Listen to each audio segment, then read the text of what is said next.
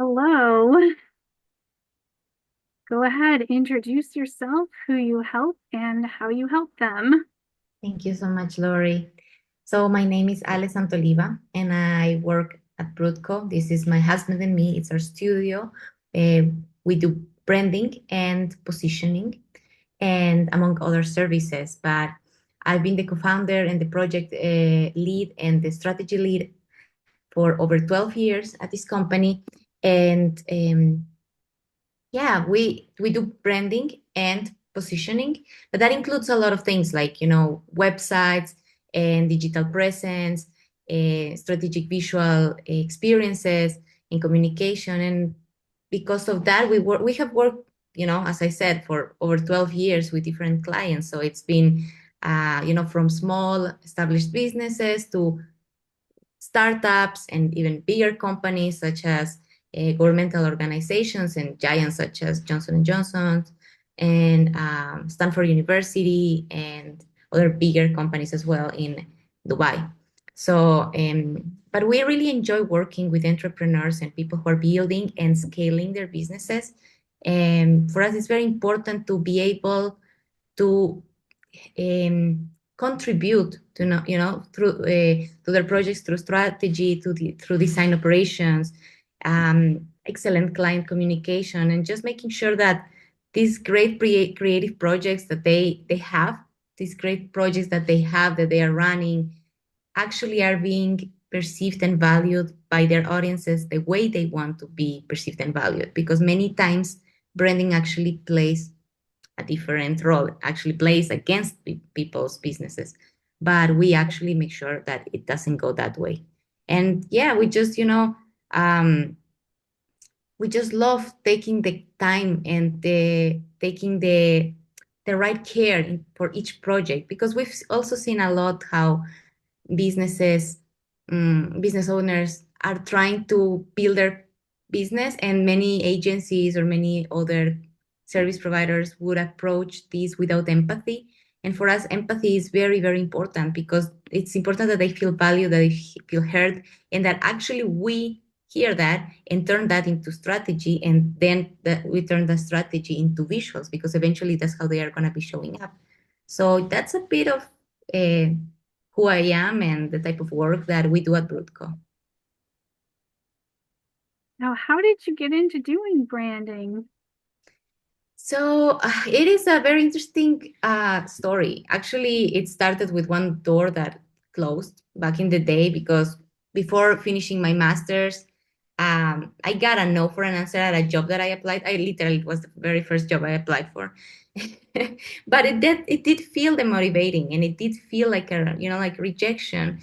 And after that, of course, I was trying to understand what I really enjoy doing. And my husband was already in the creative field. He was already working with some marketing agencies and some event agencies. And he came up with the idea of, hey, why don't we work together? You are amazing at communication. Actually, that's my whole education and my whole life.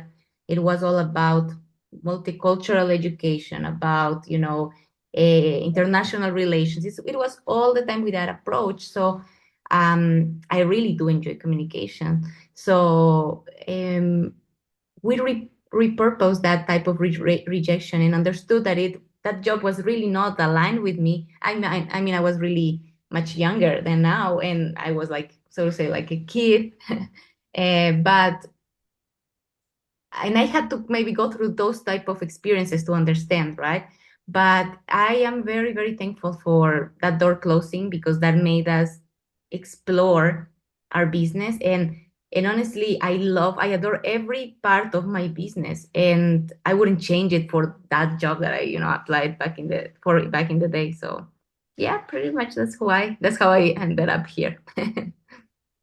That's an interesting origin story of your husband actually seeing your gifts and getting you into it. I think that probably would inspire a lot of people. It was very interesting. And the thing is that, the very first client we had is what made us understand that that dream was possible, because you need to get evidence, proof of something that is going to work out or not. and it worked after, like, it was pretty quick, and it was actually a client from the Maldives. And although we work mostly with US based clients nowadays, and back in the day too, but we have also worked with, like very interesting countries in so many different regions of the world. So yeah, it's completely aligned with our lifestyle, with the way we approach businesses.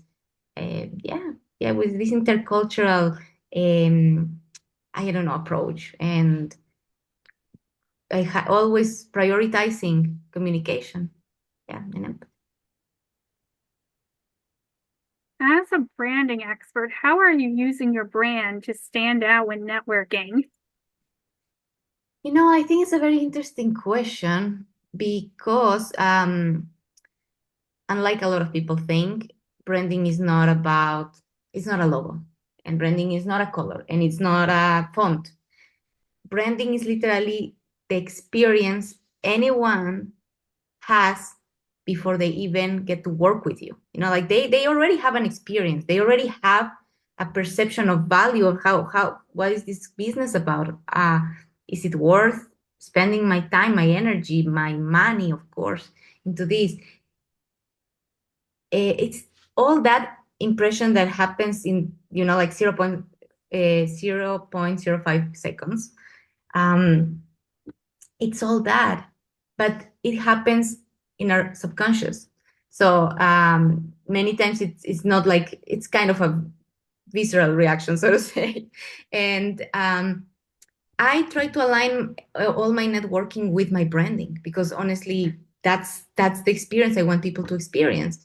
Um, we have three core values that for us are like very, like that guide every decision and everything we do in our job. And that is curiosity, clarity, and consistency. So I show up to any networking event that way. Like I show up very curious. I show up very clear about what it is that I do and who I help. And I also show up consistently in that way. So that shows that my branding is that, right? It's all about curiosity. It's about consistency and clarity. And yeah, I want people to experience that when they talk to me, when they see anything about our brand.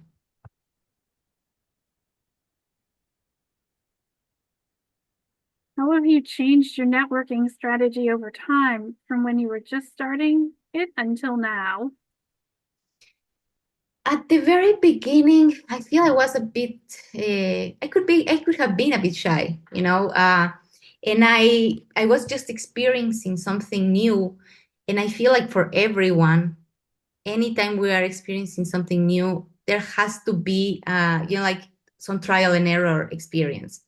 And, back in the day, I would go and explore different networking spaces, and just to see what my experience with that was. My whole life, everything I do literally was like I hear people's experiences on something, but I'm like, wait a second, I need to have my own experience and I need to do my own, work.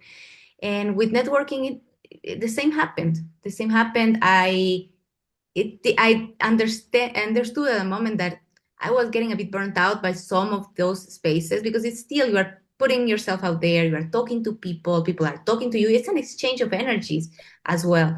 So I understood that I had to balance everything, making it much more intentional in terms of like where I would be, what spaces actually made sense to me to join, and for how long. And yeah, understand how to balance all that. And I feel like nowadays it's much, I enjoy it a lot more because I have adjusted it to myself. So yeah, there has definitely been an evolution how I approach networking, how I approach it now. I've found that as well. I recently reached the point where I realized I was attending too many networking events and I needed to actually cut back a little. So Yeah, yeah, it's that's a very important thing I think about networking. It's a lot of energy, and it's not the it's not everything we have to do in the day. There are a lot of other things we also have to do, so it's important to understand that. What would you say are the best ways to get the most out of networking events? I'm gonna go with our first core value about curiosity. Actually, the three of them definitely, but the very first for networking events is curiosity. It's if you don't show up to networking events being curious, trying to learn more about people, trying to learn how you can really support them. And it but it might not be, directly working for them and, that they're making them your clients after the first conversation. It might not be that. It might be making the right introduction. Maybe they are looking to collaborate with someone, but if you don't go with curiosity and you don't, like go with your mind open and trying to hear and absorb everything that people are sharing, you miss those details. And in those details, there's a lot of value because people feel heard. And you not only, you don't do it just for people to feel heard, but you do it really to share something that you can. You're going to be there for an hour, let's say, or 2 hours, or sometimes half an hour. But if you show up there and you just share, what it is that you do, but like just hoping to get someone interested in your services instead of really listening to others, it will be boring. It will be not even transactional, very selfish, I would say. Uh, and you're not making the best out of it because you can learn a lot. And I think that networking is not an exception of how you should approach things in life, like with a lot of curiosity. That's my top tip for this. Would you say you are more introverted or extroverted, and how does that affect the choices you make about networking? Mm, um, I would say I'm kind of a mix of both. In some spaces I'm more of an introverted, in some others more of an extroverted person. But I feel like for networking I might be a bit more of an extrovert. And um, I feel like, just in general, I feel everyone, introverts and extroverts, can definitely live and coexist in a world, right? It's just a matter of really listening to everyone. Everyone has the right to share, to to share about what they do, and also to share insights and recommendations. So although I am an extrovert, it doesn't feel like I'm the one who's there, like only the only one talking out there. I do make sure that if I'm talking to someone and there's a space, I try to make them be part of that conversation. Uh, yeah, because we're all already there. And I know that everyone at least should be like this, like everyone has something valuable to share and we can learn from. So, yeah, it impacts me in that way, I guess, making sure that people are all in part of that conversation. Absolutely. Getting comfortable being uncomfortable is part of the entrepreneur skill set. What helped you get past that when things got uncomfortable? Mm, it definitely is part of being an entrepreneur. And being part of being a person, I guess, in life, everything, you don't get to be comfortable all the time. Uh, and I feel it's so valuable. Of course, we all try to avoid discomfort and uncomfortable moments or uncomfortable, yeah, just feeling like that, right? But there's a lot of value in understanding what was that made us feel uncomfortable. Um, yeah, there's something behind that. There might be a type of energy of a person, and there might be something someone said, and there might be different types of actions, like if you are uncomfortable and maybe it's the energy of a person, but you need to reassess what's going on. But I try to like understand that a lot. But maybe it was something someone said, and maybe it is, like there's a very different thing, like from like from someone saying something and you understanding something, it might be completely different. So for me, like in these cases, I try to really get to the conversation of like what could have happened, try to understand what exactly they meant, And that's, like when you feel uncomfortable, you should ask yourself why. And based on that, why you feel uncomfortable, you take actions. Maybe it is avoiding some spaces. Maybe it is avoiding some spaces for so long. Maybe it is just asking questions, like trying to communicate better, because it might be that you are just listening to something, but the person didn't really mean that. So being uncomfortable is it just helps you have alignment. And I think alignment is super important in business. We need to understand who we want to work with and why. And yeah, and when we understand who we want to work with, it's very important to understand who we don't want to work with. And this uncomfortable, that helps us get a lot of clarity, which is incredibly valuable. Absolutely. What have you found is the best way to balance networking with other things in your business and in your life? Yeah, that's a good one. Because networking takes a lot of time, and as I said, energy. And some people have almost unlimited energy. Sometimes you feel like you meet people who have so much energy. I am not one of those. I am very careful with where I put my energy. Uh, and I feel like, time blocking, time, like working in time blocks, and not only time blocks throughout the day, but for example, understanding, for me, I know that there are about 1 or 2 days a week that are very good for me to network. I know that those days have more networking events that I can really go and just kind of feel like that day I'm hanging out with people and learning from them and, sharing with them. Versus other days when I feel like it's very important to do my operational work and other pending stuff. Um, and for example, a Monday for networking is very complex because you get on a Monday and you have a lot of pending stuff, and I need to like kind of start that engine for the whole week. So and also on Friday it's complex because I'm already winding down. So it's different for every person. But I just think that understanding what days you are more in the mood of talking to people and learning from people and just sharing, and what days you are just more of like I want to just work with my computer and so. But yeah, time blocks are great, and understanding what days, and yeah, like scheduling appointments and networking events for specific days so that you understand that on some other days you don't have any of those commitments. Yeah, that makes a lot of sense. And it's true, it's different for different people and also at different phases of your business. Yeah, Because when you're starting out, you need to do a lot more networking just to get those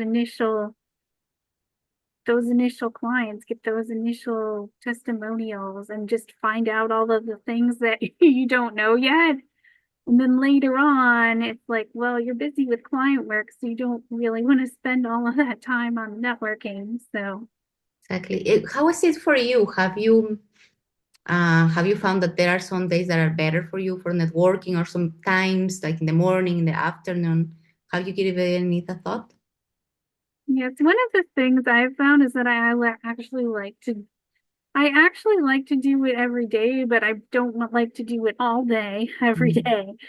And so I actually prefer to maybe, that's one of the things I did was stop going to two or three events and maybe just one or at the most two events, because Mhm. otherwise it's like you're playing catch up with all the coffee chats and all of the follow-ups. So for me, it's like I like to do it. I just don't want to do it all day. Yeah, yeah, So, but that's not everybody. People exactly, have different ways that they prefer to do it. So, exactly.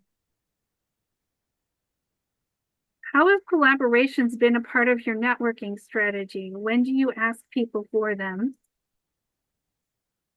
Oh, I think there are so many different types of collaborations. Mm, like there might even be the type of collaborations that are like an exchange of services. From that type of collaboration, you do something for someone of in within your area of expertise, and they do something for you within their area of expertise. Then there are collaborations such as, like planning a workshop or a master class together. And I think it makes a lot of sense, for example, those uh, when the audiences align, or are like, there is some sort of they kind of are, they are similar, they are very similar. And in that sense, for example, for me, anyone who talks about business growth um, from a very authentic point of view is a great match in terms of, like for this kind of collaborations. Um, but I feel that it's incredibly powerful. First of all, if I bring my audience and someone else brings their audience, eh, it's very powerful. It's very, very powerful, especially if they all want the same goal, right? They are looking for the same type of result, which is business growth, or like, um, being contacted by the type of clients that they are actually looking for, right? Um, so yeah, I think it's part of the whole strategy. I feel like partnerships and collaborations are definitely part of what we do. And it might not be for everyone, but I think it's interesting testing it out and just seeing how um, working with other professionals who are also doing something from another approach. Let's say, I do the visual work, maybe in the strategic work, but maybe some other people go more into, automation of some tools, and they go into the tech part. That'd be very cool because, they make that they keep that wheel moving after I already put it into, like warmed it up and build the foundations to how it moves. So um yeah, for us it's been amazing collaborating with people. And I think it's very valuable, but it has to, again, it cannot lack alignment. And for that, of course, you need to have clarity. And so yeah, yeah. What are some of the benefits that you have gotten out of networking? Some of the benefits. Oh my God, I don't know. I started networking about a year and a half ago. Yeah, yeah. And some of the benefits. Wait a second, is it a year? No, it's less. It's less. It's less than a year. I'm just like I'm bad with with dates, but it's been very valuable. Some of the benefits, like if you get to repeat what you do every, I don't know, a couple of times a week at least, you get more fluent with it. Yeah, right. It's more like and you understand what actually connects with people. Our goal is to connect with people because we want to serve them, because we want to be part of that journey, that growth journey. For not for everyone, because not everyone is looking for that specific path, but for those who are actually looking to get to that type of growth through the tools that we offer. Of course, our goal is to connect with them. So the idea of being part of networking events and, like, joining them to kind of calibrate that message and like polish it in a way that makes people connect with it, not just for the sake of them buying from you, but for the sake of bringing clarity to them. Like I feel like so many all the meetings that we have on one-on-ones, e-coffees, virtual chat, all of those bring at least a bit of clarity to them, depending. And for some of others, a lot of clarity. And that is super eye-opening. And yeah, the idea of like really strengthening that message through networking and to meeting new people. And, for us, people who are working at home, or we travel all the time and we work a lot from home, sometimes some networking, co-working spaces and cafes, but it can get a bit lonely. And you don't have, like in our case, we do have some people we work with, but we might not talk to them on a daily basis.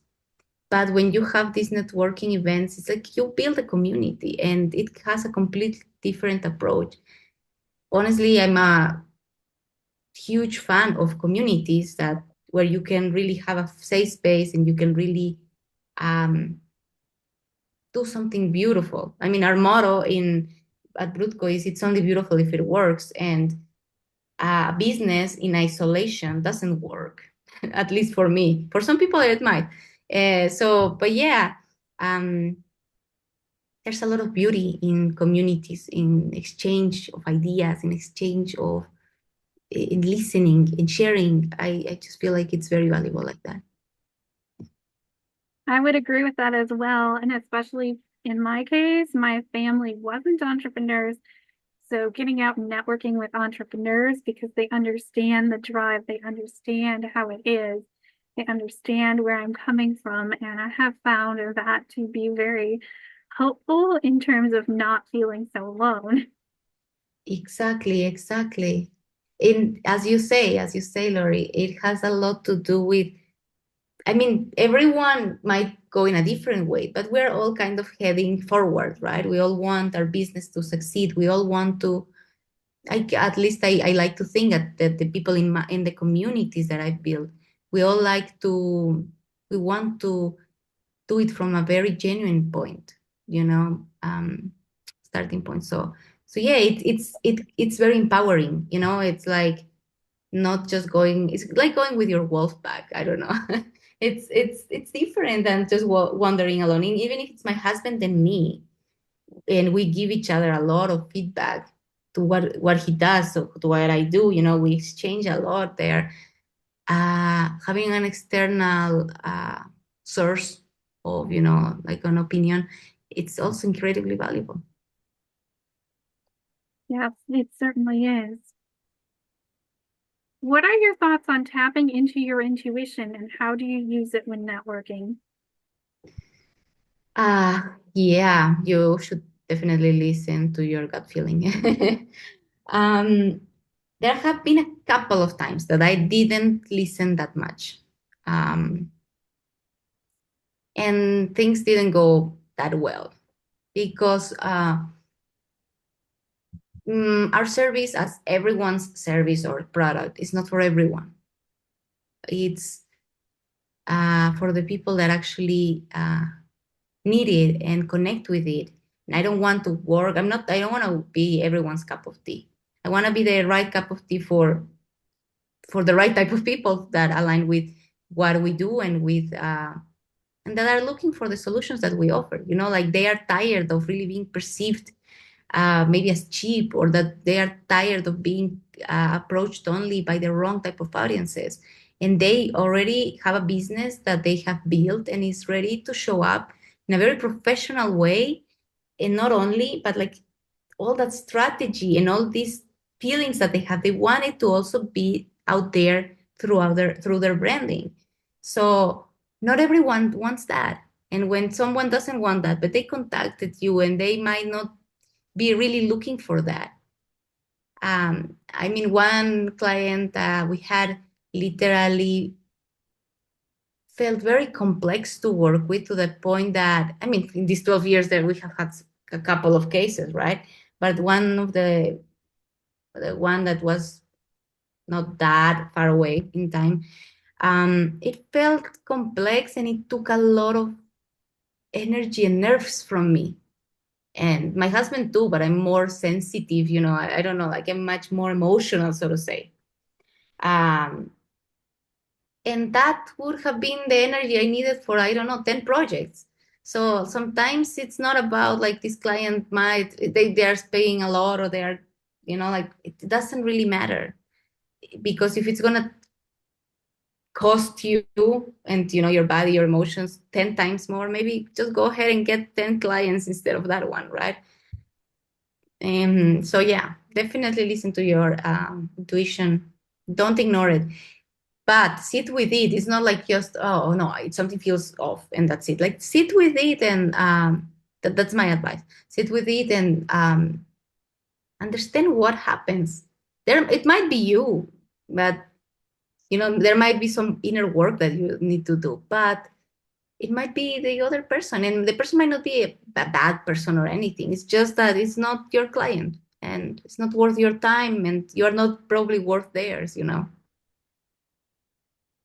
Any closing remarks or things that you want to add? No, I would say that, like our core values are curiosity, clarity, and consistency. And I think for networking, curiosity is the number one value that we apply for this. But yeah, I mean, stick to your values, stick to your be curious and be open to learn about people. I don't I think there might be people who just, completely quit networking and they don't think it adds at all to their business and they operate in a different way. That is completely valid. But if you have never tried it, I would definitely recommend trying it and having your own perspective of that and seeing what, and not just quitting after the very first, networking meeting, because some networking meetings are not good, but explore different spaces, see what energy actually resonates with you. And no, just pretty much that. I think that would be my piece of advice in when it comes to networking. And yeah, if anything of this resonates, and of course, if you are, not you, Lori, but anyone who's listening, I know you're already doing your branding work. But if anyone, if any of this resonates with you, you have built something powerful. You believe so much in your service or your product, in the way you approach things. You know that some other people are offering something similar, but they don't do it from that place of experience, of expertise, of passion. They will not take the care that you take for the work that you do. If you deeply believe in what you do, make other people also believe in it. It should be obvious to the right people. And branding has a huge role when it comes to value perception. And if you are considered not worth, as I said, the money, the time, the energy. If you are not worth, people will not approach, and we want the right people to approach. So yeah, if you are one of those, or if you know of any of those, I'm right here, and I'm more than happy to work with anyone who can benefit from that. Thank you so much. Thank you, Lori. Thank you for having me here.